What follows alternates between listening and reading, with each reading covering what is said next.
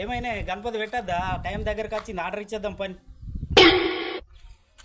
అవురా, అందరు ఆర్డర్ ఇస్తుండ్రు. మనం కూడా పైసలు జమ చేసి మనిషికి జమ చేసి ఆర్డర్ ఇచ్చేస్తే అయిపోతుంది కదా. మళ్ళా గణపతులు ఉండయి. పోదాం పోదాం. మరి పాత ఉండే కదా, పాత పైసలకి మరి జమ చేసిపోయినా కొత్త కలిపి అన్ని వడవడితే అయిపోతాయి క్లియర్గా. మరి వాటిలో చూడాలి. అద్దంటే విన్నావా? అద్దురా దాచి పెడితే వచ్చే గణపతి గుందని రా అంటే విన్నావా? విన్నావు? తిందాం తిందాం దావత్ అంటారు అందరు. సావతంగి నన్ను ఫోన్ చేసుకుంటా.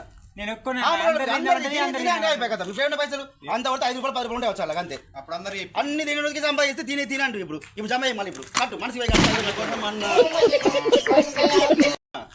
అది ఈ పైసలు అప్పటికి వనకత్తాయి అని అన్న విన్నారా? అట్లా మీరు కూడా ఉన్నారా? మీరు కూడా ఉన్నారు. చెప్పన్నా వాళ్ళు తిందామన్నారు.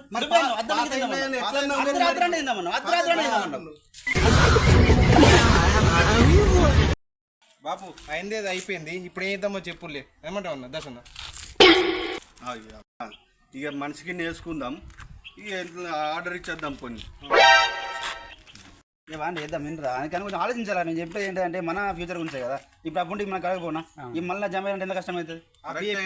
నువ్వు అన్నది కూడా కరెక్టే, కానీ మరి ఏం చేస్తాం? అప్పుడేమో ఇన్లే తిందాం తాగుదాం అని అప్పుడు ఉండే.